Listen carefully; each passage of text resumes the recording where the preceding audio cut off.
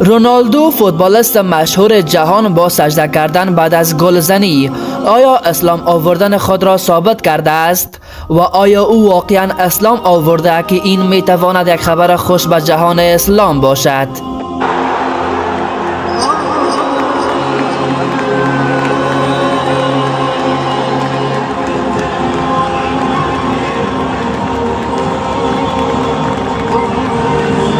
رونالدو بازیکن پرطرفدار فوتبال دیری نمی شود که به باشگاه النصر عربستان پیوسته است.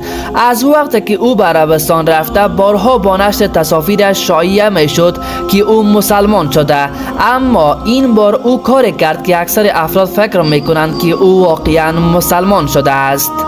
کریستیانو رونالدو در عین بازی با تیم الشباب بود که یک گل به ثمر رساند و بعد از گلزنی در مقابل این تیم با سجده این خوشی را جشن گرفت و بعد از پخش این ویدیو در رسانه‌های اجتماعی چنین اظهار نظرها وجود دارد که او مسلمان شده است و تعدادی هم میگویند که رونالدو مخفیانه اسلام آورده و حالا هم با سجده نمودن آشکار نموده است.